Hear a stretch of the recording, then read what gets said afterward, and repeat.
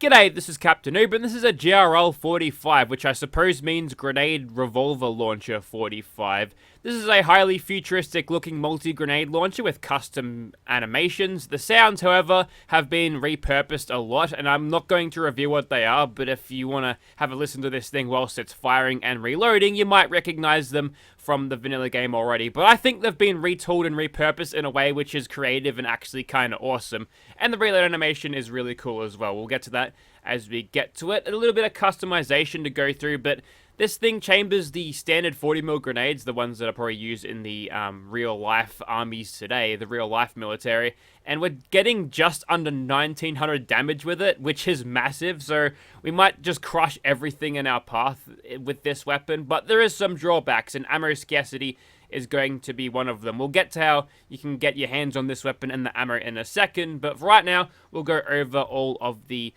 I guess, customization options. And the biggest thing for customization is the amount of sights you can put on it, which is 5. You can either have standard iron sights, glow sights, you've got distance sights, which will actually give you a little flip-up thing. They're 0 to 300 meters, which is kind of cool. You get a decent zoom in. And a reflex sight if you feel like using this thing in VATS, and even a scope, which you might find is a little bit silly on a grenade launcher, but this grenade launcher actually fires the rockets, sorry, not rockets, it's like they're rockets, it fires the grenades hard, and it fires it on a very flat trajectory, so potentially you could possibly get away with sniping with this thing, but we'll put these on because I think that looks the coolest, and you can chuck a stabilizer to increase your accuracy and your range. Range is significantly increased. You could probably ding headshots from render distance with this thing, now that it's, or rather VATS distance with this thing's range at 292, just under 300 there. And you can change the color. Right now it's a boring beige color, but you can read the text on it a little bit easier. Black, very nice. There's orange, which brightens it up and has a little bit of orange highlights on it, which I think is kind of neat as well. Red, much the same thing, but a little bit darker, quite like those color schemes. And a white paint, which doesn't have any Institute decals on it, but you know, there's nothing here, so I reckon that'd fit in pretty well. And it's a futuristic weapon, so it does fit in a little bit, I guess, with the Institute. So we'll chuck on a black paint because I like it. It reminds me of my car, which is also painted black. We can extend the stock. That'll give us some recoil control. Not the biggest thing you'd think would be a major thing of controlling on a grenade launcher, but believe you me, controlling the recoil is going to make this thing a lot stronger, and we'll get to why soon enough. And this thing is where you can change the ammo things. You can actually get a holotape, or rather an 8 item in game, to actually select these, and then you can change your ammos on the fly, so you don't have to go back to workbench every time you want to change exactly what ammo they are. You'll note that every single grenade has its own, whoa, that's strong, has its own specific ammo type, so you will have to craft all of these individually, and a legendary effect is there if you need it. There is a Seeker variant of this which will lock onto enemies, but I found that that's more of a hindrance than a help, because unlike a regular seeking thing, you can't arc it around like tight corners or anything like you would with a missile launcher, so just go with the normal dumbfire one.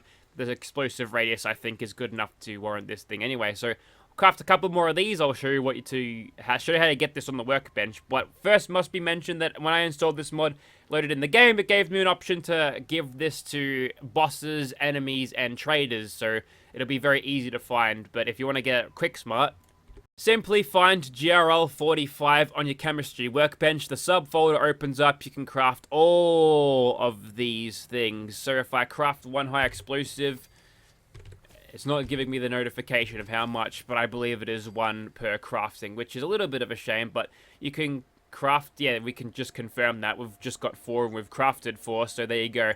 You can craft the grenade launcher here. Will require gun nut rank 3 and demolition expert rank 4, so this is definitely an end game weapon, if the damage didn't tell you that already, but I'm going to go ahead and craft a bunch of these things, and there's that ammo switcher like I was mentioning earlier. You can use this as a hotkey, and you can switch ammo on the fly.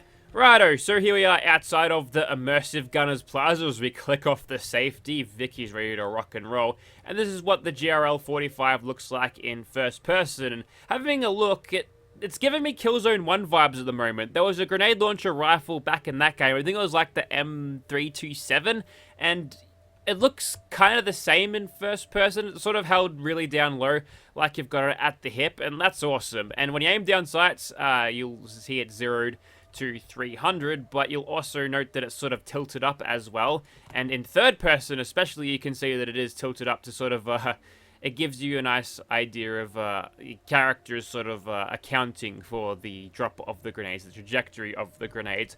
Made a couple of others of these, including one with a see-through scope. Can't stabilize this, but that's not really an issue. It's not a really sniping weapon, but you can sometimes get away with it. And this one has a reflex sight and a compact stock, so maybe it might be a little bit better in VATS. And just to give you a quick idea of how the ammo switching works, if you activate this thing, I've got it hotkeyed on 4, it'll just bring up this little menu, and you can just switch right over to whatever grenades you want in many different flavors.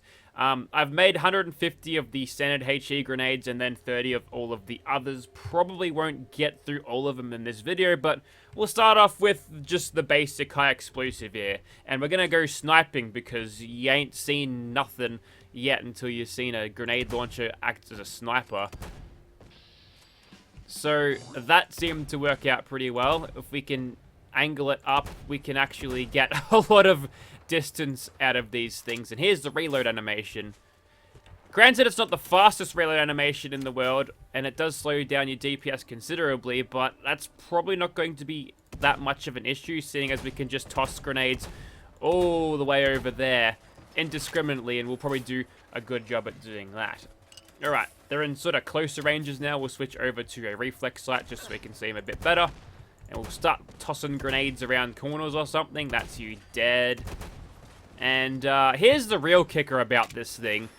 You notice the rate of fire in the little weapon preview thing that I did with all of the attachments. It's 100, right? So that means you can fire this thing super fast. And there's a cheeky little thing there. And I believe that's an ASVO. Let's get a little bit of gunfill action, because I think with the accuracy this thing presents itself with, we might actually get that kill just off that gunner. Let's not worry about the blood bugs, I don't think. Shoot you, and maybe you. And I guess that's it. You know what? We'll shoot those blood bugs now, because I got AP left over. And it actually makes the missile launcher sound in slow first-person mode. That's cool. And now we can gun through with this thing. And there goes that guy's head. Here comes a grenade. And it's all automatic criticals from here. These blood bugs ain't gonna know what hit him. There he goes. I don't know if we took out his mate next to him. No, we didn't. But that's okay. And an idiot savant proc for all our troubles as well. Let's switch over to a new flavor. Let's go cryo. Chill out, blood bug. There we go. Got him. Hit him for 420 damage. Now, whether this thing freezes on a critical hit, probably won't get to witness, because it'll just probably straight up kill him anyway. No, it didn't straight up kill him, but those two are definitely frozen. It looks like, although I critted the first one, the other one standing next to him was frozen as well. Is that one still frozen there? There's a lot of utility in that. That's really awesome. Okay, let's switch over to... Let's go Incendiary instead. Feeling a little bit annoyed. I heard some ASVOs. I reinstalled the, oh, it's like fire damage over time. That's brutal. And you're sort of caught in it. So it looks like there's like a relatively small initial explosion, then it splits off into many different fire explosions, which leave behind a bunch of things. It's almost like napalm striking. Getting Nam vibes here. Excuse me, you're getting the crit to the face. You ain't gonna like this, and there's the projectile sailing in there. That actually might drop a bunch of flame grenades over those dudes. Oh, that's awesome. Yes, love that. Okay. Now I'm kind of shooting at that one here. Let's just blanket that area more, shall we? Maybe? We'll put more grenades over here, shall we?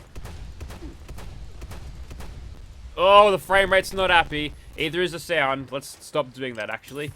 Alright, let's switch over to some plasma stuff.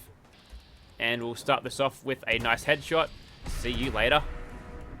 And, one honestly bad thing, like, it's great that it can be used at such a long range, is that, sometimes you can't arc it around corners where enemies can't hit you, so I can't pop on the other side of the gunner's front wall and just launch grenades over the top, which is a little bit of a shame, but I think that's just so much more usable if I can use it at this sort of ranges.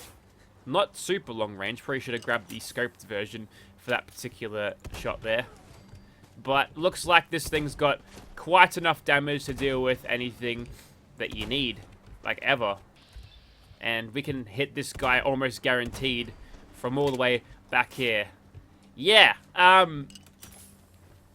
don't know, overpowered sort of comes to mind here, but you got to remember that it takes a lot of resources to get this thing going. So potentially if you want to use it for a special monster boss killing weapon, that might be the way to do it. Now I've got the nuclear bombs, which look like they just put a fat man nuke. So this might be a hazard to myself here, but we're going to be using it anyway. We'll see how we go. Last mistake, we'll see about that, gunner. So if I quickly hide around the corner, 5,000 damage. And keep in mind that you can fire this thing super fast. So if you ever want to stack on like thousands of damage in just as fast as you can click 6 times, then, well, if you're standing long enough away for something, you'll be fine. One more for good measure. Okay, they aren't coming back. So, yeah, this is... I mean... it's a little bit over the top, I think. Do I think it's necessarily a bad thing? Nah. Am I having fun with it? Yep. Is that all that matters? Sure is. And are you surprised I didn't kill myself? That was pretty reckless, don't you think? Alright, so sound reveal. I've noticed that, well, does it leave behind radiation? Is this the radiation I left? No, I think this is a bug that I made with the incendiary grenades, but yes, it uses a double barrel shotgun sounds for firing, and then when you reload this thing, ooh, charred corpse. That's brutal. Hey, you had a grenade launcher grenade on you. That's great. And when you reload this thing, it actually has the sounds of power armor getting in and out of to give it that nice hiss as you open the thing up. So how good's that? So good. Alrighty, so normally I wait for the super mutant to kill all of his foes, but this time I'm just gonna sort of go right in. So what have we got? Rust Devils? Yeah, I don't think that'll be a problem. I'm gonna just start launching grenades indiscriminately over there, and ooh. So this is something that you probably didn't get to see before simply because I was just killing all the gunners super quickly. The grenades have knockdown, and with that, you can just sort of pepper grenades, and big monsters like this that are susceptible to knockdown can't really get... That was a 6-shot whiffer there. They can't do anything. So we shoot him once. He drops like a big old sack of, well, a giant super mutant behemoth-sized sack of potatoes. And completely helpless. So that allows us just to really pepper in the extra shots, and you'll note that there's like almost like a power fist effect to go accompany the hissing, and there we go.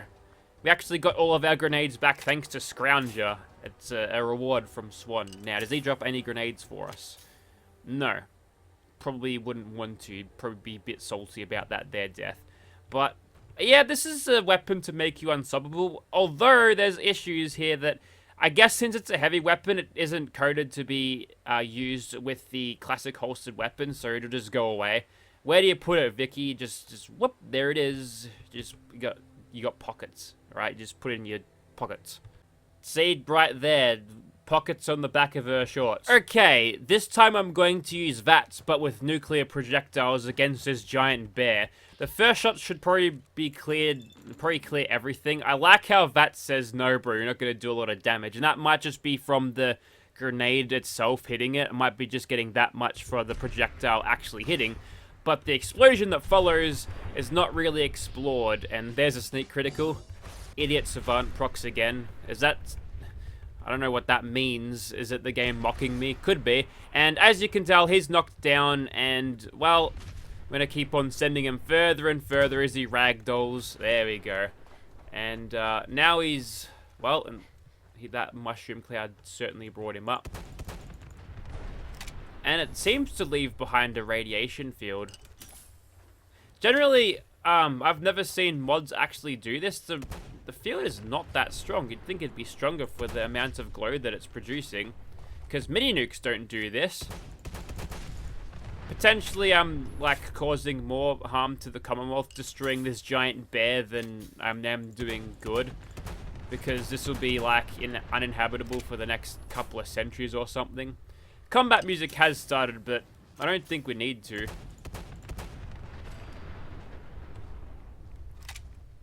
Really can't see anything in here. That's weird. I thought that was a bug with the incendiary launchers, but yeah, look, I'm only getting up to 3 rads per second, 4 now, because I guess I'm all stacked in them, but it's weird. We're like in the weird piss aura. It's all yellow. I don't think I like that very much. Righto, so I do want to use this thing over range a little bit more, so why not aggro these gunners and throw a few grenades through the thing. One of them's got a kneecap or something. It's probably the, well, that's not very nice, is it? It's probably one of those ARX-160s. They've got a leveled list thing that makes them spawn as a kneecapper, which is not cool, bro. Not cool. Same as staggering as well. They like that one. And what I'm going to do is I'm going to knock him down and then fire the rest of these. We actually get all of those back thanks to Scrounger once again. And you're up. And you're down. And then bam, bam, bam, bam, bam. Almost there. One more will do you in. And little babby super mutants are to follow. Got a little bit close there for my taste, but managed to be just outside the explosive radius, it would seem. And we can even one-shot super mutant warlords. Brilliant. Okay, so crushing it here. Yeah, it's strong. Is it too strong? Yeah, probably. We've already had this discussion, but it's so strong. It's beyond comprehension for the AI. And that's a scavenger. Well, he's dead, isn't he? Yeah. So I guess we'll take out 2 raiders with 1 nade there. And if this one's a little babby raider, we'll beat him to death. Isn't it? There we go. There's the bash kill. That's how to save a grenade. Because I would have shot him once and that would have been over with it. But that's okay. There's a bear over there. I've already been through the bears. He goes down. I think he was fighting the one of the mutant hounds. They're usually the scout that patrols up and down with this fellow. He goes down. And now we can get started on super long range gunning. Is that going to make it? Not quite. So I was thinking that that guy's like, huh? What was that? I feel like that should have made it, but I'm not having much luck at this point. Maybe I need to creep a little bit closer now.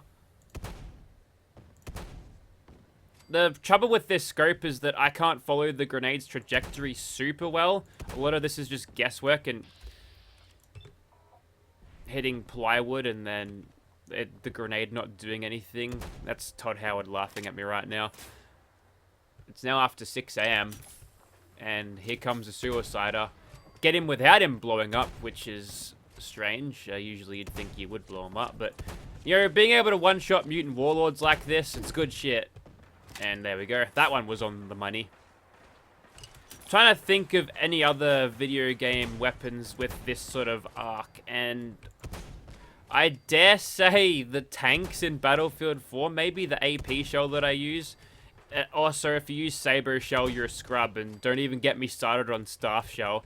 That's just terrible. Guided shell you can deal with, because if you break the lock, the missile does nothing, but don't like any of the guided stuff. Use something else. Anyways, a cheeky little headshot against him, and we should be able to bounce splash damage within that bust to get him. There we go. This is only a little babby super mutant. Give me 60 XP. Oof. I feel like the explosive radius is sort of small-ish, but large enough that I don't get hit by it. So I've been very fortunate not to have died due to my own stupidity a couple of times during this video, but it's strong and it kills everything super fast and it's awesome. I highly recommend you download this mod. This one is on PC and Xbox alike. Ice Storm doesn't like the Nexus since they did that mod collections thing, because, you know, having control over your own mods is probably a good thing that they should strive to do. But you can find it on his Patreon. Hey, look, we're doing...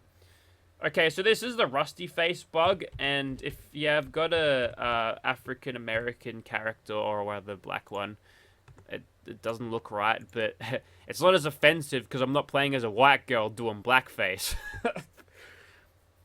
Doing a Justin Trudeau. Anyways, so if you'd like to see this thing in your game, and I wish I could show it to you on my back in third person, but I can't. Maybe I could do some keyword stuff, but there you go. There's a close-up of what this thing looks like. The barrel also rotates after every shot. How cool is that? And just in case we haven't seen it, there's the reload in third person. That is sped up by the faster reload thing as well, so it'd be a bit slower usually. Highly recommend it. Link in the description if you want it. Thank you very much for watching, guys.